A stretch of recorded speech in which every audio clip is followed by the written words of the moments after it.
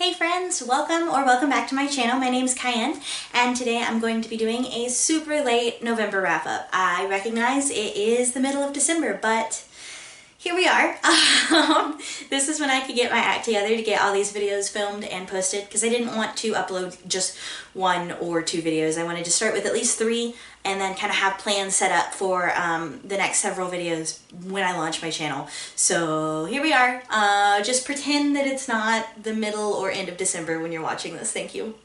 This will also probably be all over the place. This is my very first wrap-up video ever. I have a lot of books to go over. I am, as a person, all over the place, scattered, absent-minded at all times. So bear with me here. Most of these books, because I was doing the Clear Your Shit readathon, which I will link down below, and I'll probably do one of those little card things up here as well. Really fun readathon that I've been doing, run by Andy/Mouse.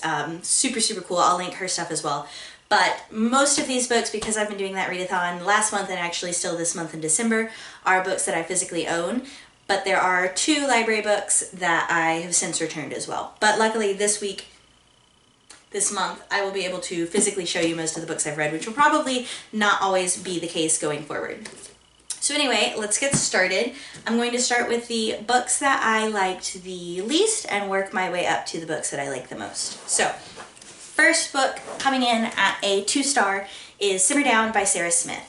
This book I received in the Unplugged book box for November, and so it is signed, which is kind of cool. I have a little book plate signed there, which is kind of fun. But anyway, so this book is not a bad book. It is a book that was not written for me. So you'll find as you watch my videos, I'm a very generous rater, probably to a fault. I really don't want to rate books badly and have it reflect poorly on authors if my issues are just foibles, or if they're issues where it's stuff that I didn't like it but other people would. You get the idea. This is not an awful book. This is definitely an awful book for me, and there are some real, like, what's the word I'm looking for? There are some genuine issues that are with this book, regardless of your taste. Anyway, so this book is a contemporary romance, which is why it's not for me. It's a contemporary straight romance set in Maui. It stars Nikki as our main character. It's written in first person, and she runs a food truck with her mom, and she has staked out her food truck location on a beach, or I think like the edge of a parking lot in Maui. And then one day, out of the blue, Callum, her love interest, pulls up his food truck and parks right in her space. She goes over to him and tries to say, hey, you know, general unspoken etiquette says that you shouldn't park this close to another food truck. Can you move? And Callum basically tells her where she can stick it. And that is the beginning of a, not really an enemies to lovers, but like probably like a rivals to lovers romance that devolves into, there's a food truck competition that they decide to kind of bet on. Whoever wins the competition gets to keep the spot. So my issues with this book are, every single time Callum speaks, he growls. And it's not even like just the sexy stuff. It'll be like, hey, Nikki, pass the salt, Callum growled. And it's just awful after a while. It is not a miscommunication plot, but there's a lot of miscommunication where if they just would like talk about things, maybe things would be better. The sex scenes were pretty good, so that was fun. This is one of the more explicit sex books I've read, because like I said, I don't really read a lot of romance. Those were pretty fun. But Nikki spent a lot of time howling during them, which I guess is the analog for Callum's growling, but super distracting. It was like, got to the point where I felt like I could take a shot every time I read the word growl or howl and get like really fucked up reading this. There's also just some stuff that happens that is like kind of, I don't want to say pointless, more of like a filler. It's like, is this necessary? Where are we going with this? I don't feel like I'm learning anything about Nikki or Callum. I don't feel like I'm adding to the plot. It just felt like a day in the life of a food truck owner, which is not a concept I'm opposed to in general, but for this particular story, their lives aren't interesting enough to entertain me, really. I probably would have DNF'd this if it hadn't been in my book box, so I just stuck with it. It was a really easy read, really quick read. I will also say I'm from the Pacific Northwest. I've gone to a lot of food trucks in Portland, Oregon, which is kind of famous for their food truck pods. So maybe I am misled by that, but my understanding of food trucks is that food trucks do flock together and that's kind of a thing.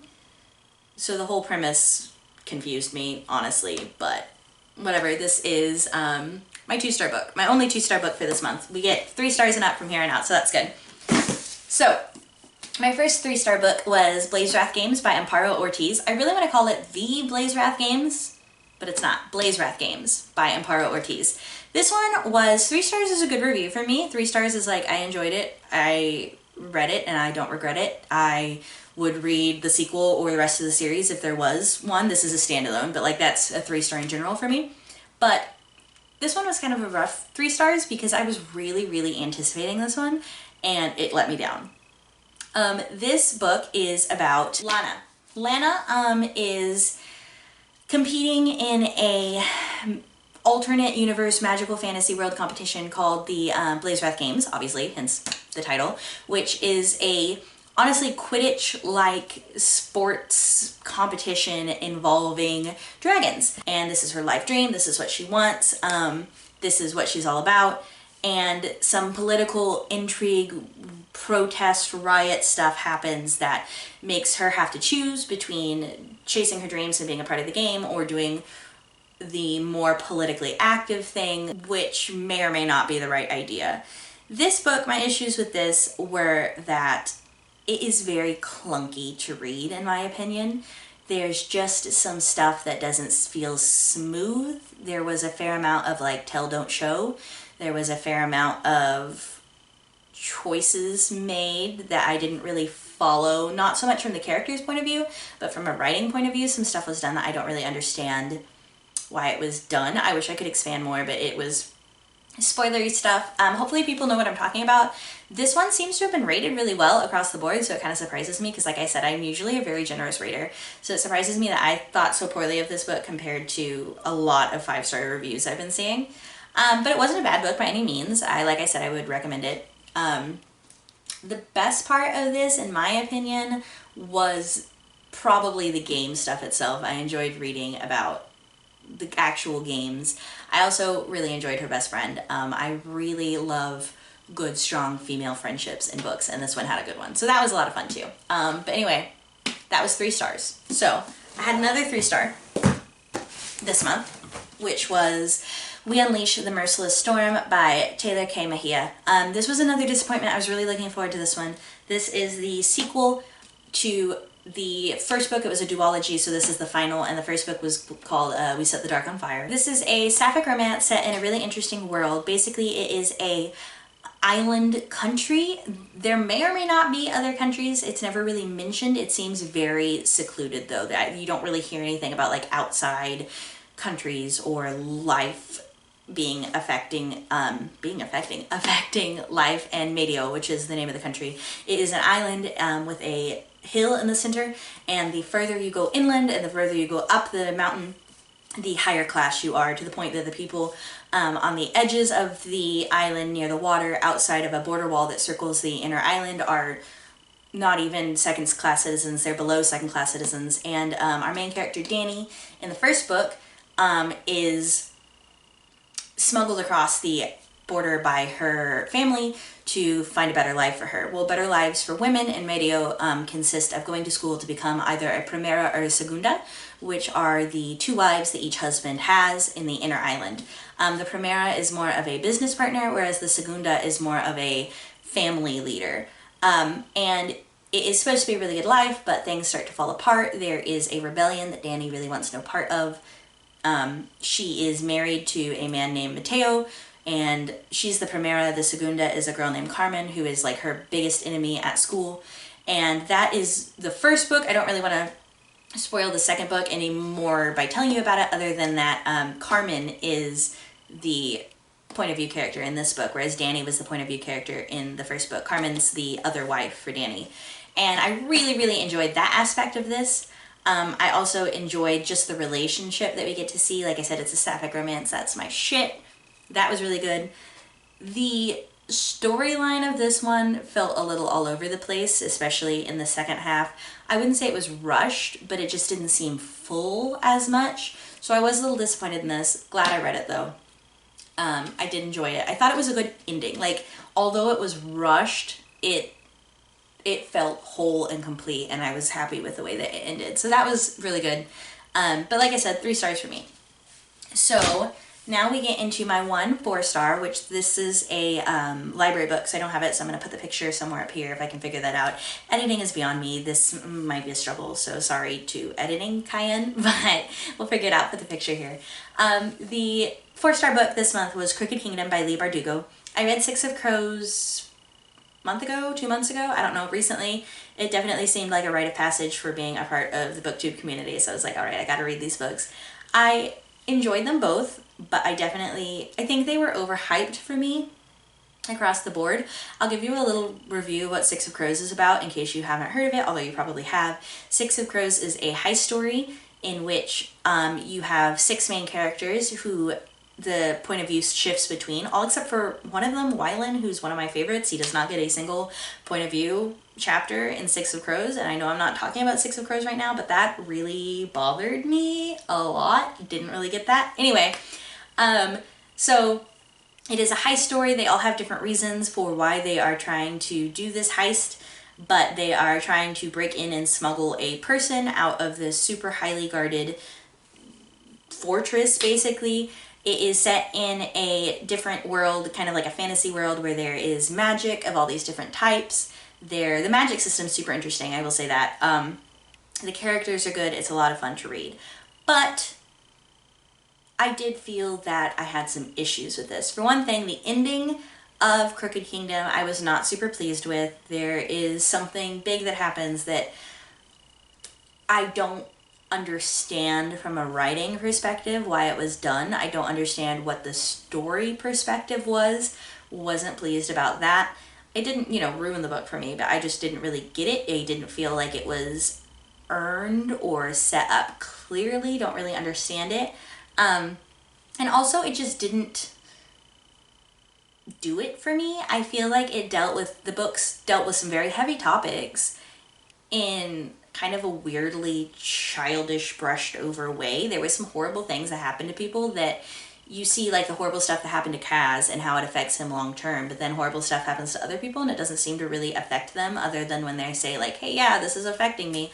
I don't know. Like I said, I did enjoy them. 4 stars is a great rating. I just didn't really love them. Glad I read them. Would recommend them to almost anybody if you can handle the trigger warnings for it, which are like slavery, rape, violence, all sorts of things, brainwashing, but just not quite a 5-star for me. So now we get into the 5-star books, which I'm going to start with my other library book. I'm going to put the picture right here. I started reading the series Miss Peregrine's Home for Peculiar Children by Ransom Riggs a couple months ago. I have owned the first book since time began. I really don't know. It was at least before 2015 because I bought it at my at Powell's bookstore back in Portland, Oregon, and I moved here to Florida in 2015. 2017. What year is it? Time is an illusion. This pandemic has ruined my life. Anyway, you get the idea. I've had it for a while. Went ahead and decided to read it for a prompt in the Whodunit-a-thon because it was the only book I had that had pictures in it. Worked out. I really enjoyed it a lot more than I thought I would. Obviously, when I bought it, I thought I would enjoy it. But enough time had passed, I didn't think I was going to read it, didn't think I was going to enjoy it, kind of kept putting it off, read it only because it really fit the prompt, and I really enjoyed it a lot. If you are unfamiliar, the series as a whole is about a group of people who are peculiar. They all have different individual things about them. One of them is invisible, one of them can make fire in her hands, one of them is floating off the ground all the time and they have to like strap her to shoes to keep her down, that sort of thing. And they are all protected by these bird women whose names I'm not going to try to pronounce. I should probably have looked that up, but I did not. But they are able to loop time because there are these awful creatures who haunt the peculiar children and they want to kill them. So in order to protect them, they are kept in this perpetual time loop. The story as a whole takes place, or the first one at least, takes place in this one particular time loop that is within a 24-hour period. So although these children have been there and are probably in their 80s by now, they're all still children because it's just looping that day over and over and over again. And I really enjoyed it. It's a lot of fun. So this book is kind of a companion piece. So I read it out of order. I think it was the last one published, but I just went ahead and read it. It is bedtime stories told in the peculiar tale, or I don't know if they're bedtime stories, probably more legends, but they're really fun. It was just a bunch of short stories. Short stories are not normally my thing. The only other short stories that I've really read are Stephen King short stories, but these ones were fun. It was nothing super memorable, but I really enjoyed it. I thought they were all really well made, and I could see how they would all tie in really interesting. I also really enjoy any stories that have kind of like a meta aspect to them, where you have the story and then you have people talking about the story, and that was included in this, so that was really good. 5 stars for me. Easy 5 stars. So next up we have these 3. I have them out of order. 9, 10, and 11 of the Berserk series. This is a manga by Kentaro Miura. This is something that my fiance got me into. He has owned all of them since I met him when we started college in 2013, and this was absolutely not my scene. Like, he kept trying to tell me to read them, and I just could not care less. I eventually traded him. He has to read Raybearer, and I started these, and I'm enjoying them, and he's enjoying Raybearer, so it works out. This manga series is about Guts, who is basically having a really rough time. It's set in kind of like a medieval fantasy Europe, and there's demons and there's awful things happening, and there's a whole lot of blood and horror and every trigger warning you can think of, and he just suffers for like 40 episodes of manga.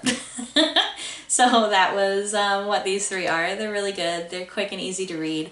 I just kind of read them in amongst reading other things. Just like little filler episodes. I enjoy them. They're awful. But, you know, they are what they are. They are what they are. They're kind of classic, I think, so I enjoy them a lot. Casca is the largest female character I've met so far, and I would die for her. Casca is so cool. So anyway, on to the next one. My next book is So You Want to Talk About Race by Ijeoma Oluo. This is a book I bought recently, fairly recently. I'd had it on my radar for a while, but this, and I recently read, somewhere in this list, we're going to talk about How to Be an Anti-Racist by Ibram X. Kendi. Those 2 books I bought specifically because I wanted to own them. I usually try to buy stuff from the library, but I wanted to have these to look back upon, to lend to people, to take my time with. And this one in particular, more than How to Be an Anti-Racist, which, like I said, I'll probably go ahead and do that one next after this one. But this one I really loved a lot. The thing about being as generous a rater as I am is I have 5 stars, and then I have like 5+ stars, 6 stars. The books that not only did I love, they like messed me up, they changed me, they were amazing. This was one of those books. I really do try to be politically active. I try to be an activist. I try to be conscious and thoughtful and aware, but I am a white woman who is mostly able-bodied living in the US. I'm insured, and I have a roof over my head, and I have a whole lot of privilege, and I will never reach a point where it's not important for me to read and learn and hear things like this. So this is largely what you would expect it to be. This is a really good one. I really like this edition. It's a great size. It's small and floppy, and I love this color. And each chapter is a question that she addresses. So it's kind of largely, it's almost like an essay, each individual chapter. You get to hear about her life, how it ties into her. And it's not baby's first reader, you know, but it is totally accessible, I thought. There's some really interesting ones. There's the sort of ones you get in every book like this, like, is it really about race? What is racism? But then there's some interesting ones like, why can't I touch your hair? Why are our students so angry? What is the model minority myth? That wasn't one I had heard about. I mean, I'm familiar with the concept, but I hadn't heard about the model minority myth, which is largely about Asian folks and how all Asian folks are pitted against all other brown folks, as why can't you be more like Asian folks? But anyway, super good book. I really cannot summarize this for you any more than I have, because it's, 1, it's not my place as a white woman. 2, this is incredible.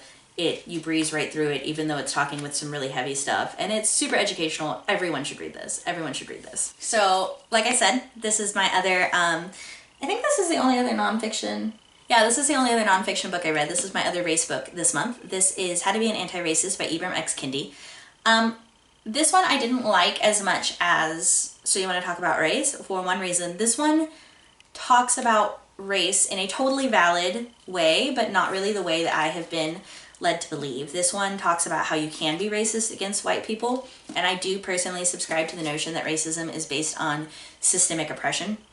So I don't believe that you can be racist to white people. So that kind of permeated the whole book in a way that I found distracting and is not really the way that I have been led and taught by the Black and brown folks that I listen to and subscribe to. So that did really permeate this book. But other than that, I enjoyed it. I hate that it has this sticker on it, but you know, can't win everything. This book is probably more than So You Want to Talk About Race. It felt like a kind of a first step for if you're just getting into this. Each chapter talks about individual things as well, again, like a set of essays more than a cohesive storyline, probably more so than You Want to Talk About Race. He covers a whole lot of ground. We have like power, biology, ethnicity, body, culture, behavior. There's a whole bunch of stuff going on in here. He does talk about some intersections a little bit with sexuality and gender and whatnot, but it's a good book. It's educational. There's stuff in here for you. If you are new to this, if you are old to this, you can never stop reading about this sort of thing, I believe. I think you need to cover it all as much as you can. So, read this one. I enjoyed it. 5 stars for me for sure. So, next up is one that I was really excited about. I've been looking forward to a while. I've just recently been starting to get into graphic novels. I was never someone who was like, graphic novels aren't reading, or graphic novels are for kids, or, you know, all that stuff S.E. Hinton recently said. I never subscribed to that, but it was also never really something I got into. I guess I didn't really realize that there were like comics and then there are graphic novels, and comics, not really my scene. Graphic novels, I'm here for. This is the Lumberjanes series. I think there's like 15 out right now, plus a couple companions. I own the first 7. I've actually read the second one as well. This is number 1, but I read the second one in December already. But this one is called Beware the Kitten Holy. This was written by Noelle Stevenson, who is super awesome. I follow them on Twitter. They're super cool. And this is very Gravity Falls, except gay and women, and it's beautiful and fun and goofy and wild. It is a summer camp, and we follow our 5 main girls, April, Jo, Mal, Molly, and Ripley, and they are just getting into trouble and finding weird things and hanging out in summer camp and being best friends. The whole idea is about healthy, positive female friendship. That's pretty much what it's all about, which is my scene. I was not raised that way. I was definitely raised to be in competition with women, so I love reading about this sort of thing. Like, I wish that I had when I was younger. Highly recommend this to everybody. It is such a blast. The art, let me show you some of the art. Look at that.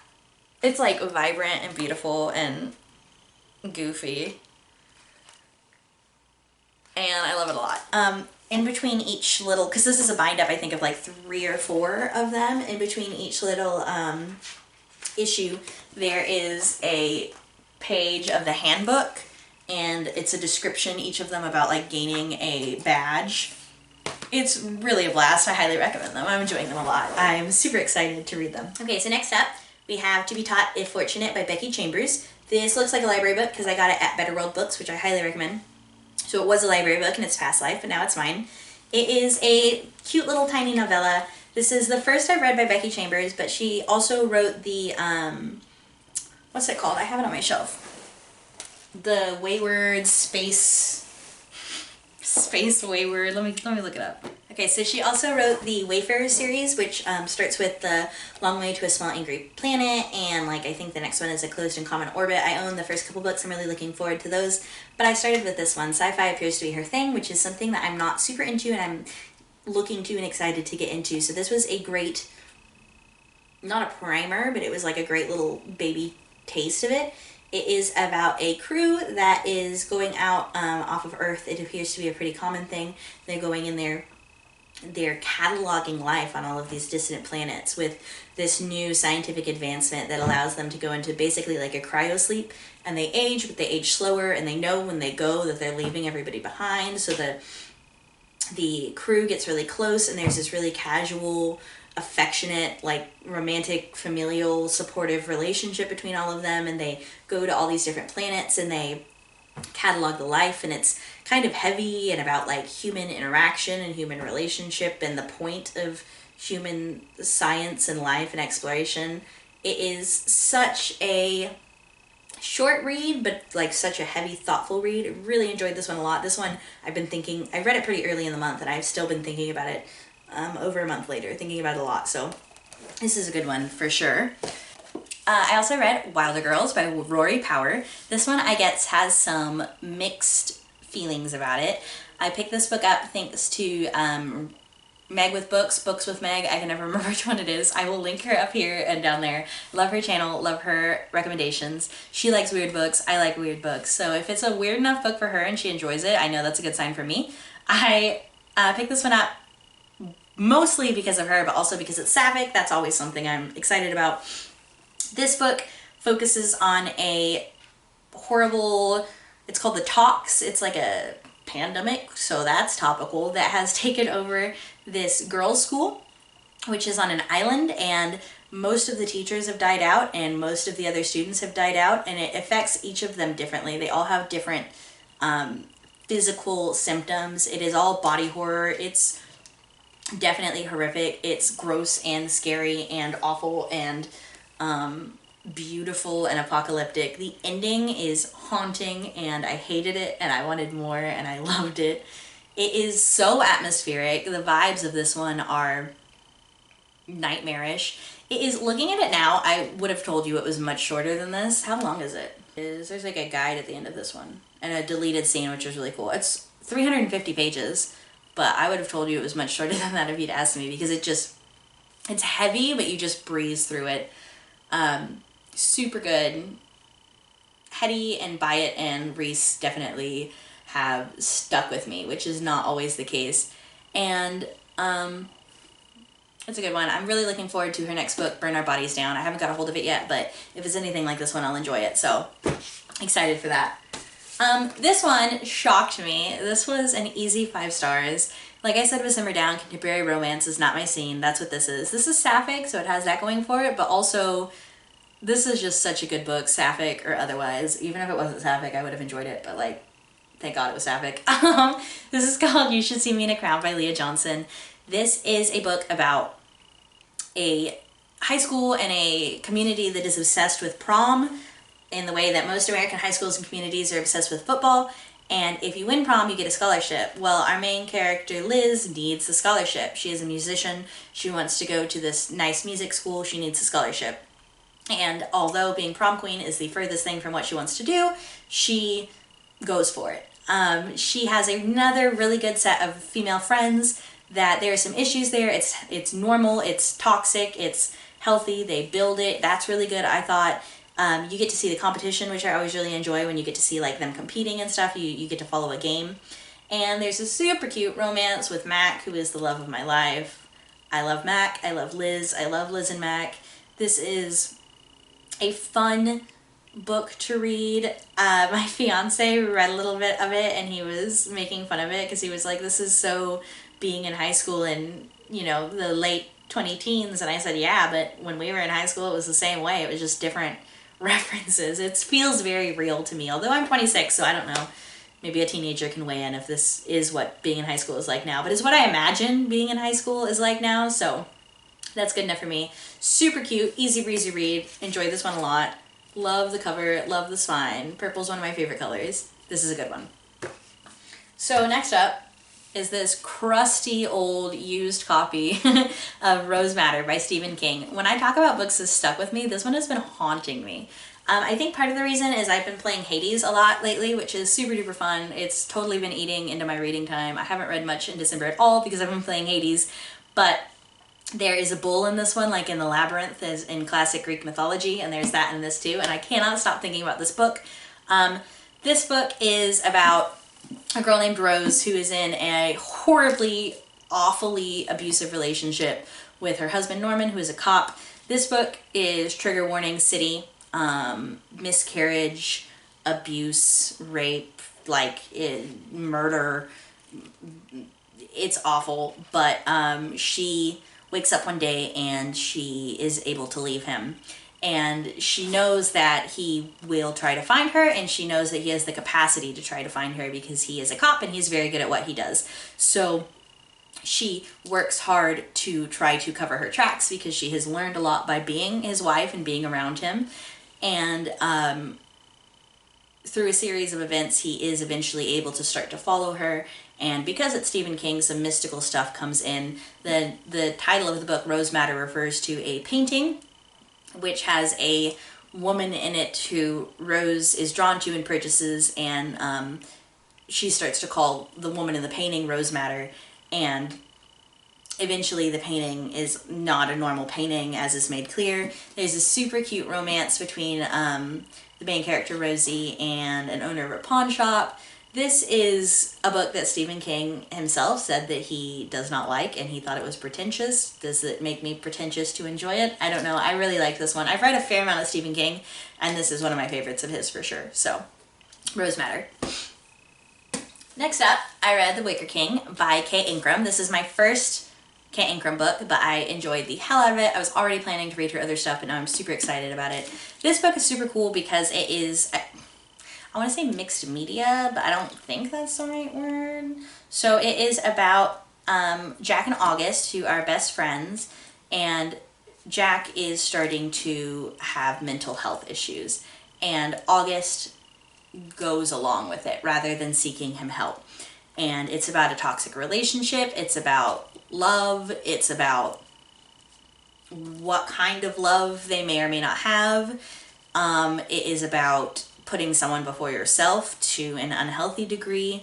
As Jack's mental health gets worse, at first it looks like a normal book, and then the edges get darker, and then eventually you're reading on black pages with white text. And there's also some really cool little inserts like this, or like written playlists. The cover is wildly gorgeous. Look at that. It is really good, super easy to read. It's not written, what's the word? I want to say cohesively. It's not like a continue narrative. Each page, or each like 3 pages max, is a scene, and they're each titled separately. So it's very disjointed and broken up. Super, super good. Really thoughtful about interpersonal relationships and mental health. Kate Ingram is really cool. I follow her on Twitter, and she is a great follow. She's really thoughtful and has a lot to say, and I enjoy following her. So my last 3 books are more graphic novels that I read in amongst what I would do this month, since I was doing the Clear Your Shit readathon, and they have you read 3 books every week. I would finish my books. If I finished my books for the week early, I would read the graphic novels. So I would read The Lumberjanes, I would read Berserk, or I would read these next 3 I'm going to show you. Which this I actually bought for my fiance for our anniversary, which was November 18th, our 4-year anniversary. And I bought it for him, and I was like, cool, you done reading it? Can I read it now? So this is the first Avatar graphic novel. There are a lot more that I'm looking forward to reading. This one is actually a bind-up of all of the different comics, graphic novels, etc. that were released separately over the run of Avatar. So I guess some of them were released in like magazines, some of them were released with the DVDs. It was all over the place. So this was the first time that you could find them all together. So they all have different art styles. They all have different writing. Most of them look like, let me show you some different ones. Most of them just like look like Avatar, right? But then some of them, there's some interesting art styles where different people do different things. Here's one. And then towards the end, there's like chibi, which is super cute on this page. They're little chibi guys. It was really fun. It was just a bunch of stories, and it's cool because they're set in the series. For the most part, they are set like in between. It's separated through the various books, and you just kind of set it like in between the episodes, I guess. Super fun, bunch of little stories. And then last I read the first 2 deluxe wind-ups of Paper Girl by Brian K. Vaughan, Cliff Chung, Matt Wilson, and Jared K. Fletcher. This is the first one, and this is the second one. This one is reading blue, I think, on the camera it looks like, but it's actually like a pinky silver. Super pretty. Both of them are gorgeous. Paper Girls is about a group of 4 paper girls in the 1980s. 3 of them are friends, and then the 4th one doesn't know them until the beginning of the story. And some weird stuff happens, like some weird time travel-y sci-fi type of stuff happens. It is beautiful, like beautiful, and the characters are distinct and individual. I'm really bad at faces, so I sometimes have trouble. Like with the Berserk series, I have a lot of trouble with distinguishing the different characters, but that is not an issue in this series. Book 2, we do start to get a little sapphic, which is exciting for people like me. Highly recommend these. I think the 3rd one just came out towards the end of November, so I asked for it for Christmas, so fingers crossed. There's actually, the presents are under the tree, so maybe I'll take one of these out and see if I can like match it up with number 3. But that is everything I read in November. I don't think I told you guys, but once I started that huge long stack, those were all 5 stars. Like I said, I'm easy to please. But I enjoyed almost every book I read this month. Every book except one I enjoyed, and even the one I didn't enjoy, I didn't hate. So it was like a very successful month, and I read a lot of books. I read 12 books and 6, I don't know, math is hard, I think 6 graphic novels and mangas. So that was pretty successful. December is not gonna be that good. Shout outs to Hades for that. I had a lot of fun telling you guys about these books. I was kind of worried that I would forget what I had read, which is part of why I wanted to start this channel. Is I read books and then later I'm like, I read that, but I wonder what it was about. So part of why I wanted to start this channel was I wanted to be able to talk about them and cement them both on camera and in my memory so that I would remember what I read instead of just in one ear out the other. I really enjoyed telling them to you. I think my fiance enjoyed me telling them to you, so I don't have to tell them all to him, and he doesn't care, and he just sits there and nods and smiles. Have you read any of these books? Did you like them? Did you hate them? Did you hated them? Did you hated them? Did you hate them? Are you super annoyed by my super positive ratings? What do you think? Have you read Lumberjanes? Am I going to love the rest of it as much as I loved the beginning? Please comment. I want to talk to you. I would love to hear from you. If you hated this video, give it a thumbs down. If you liked it, give it a thumbs up. Please subscribe, say hi. Thank you so much for watching, and I will see you next time. Bye!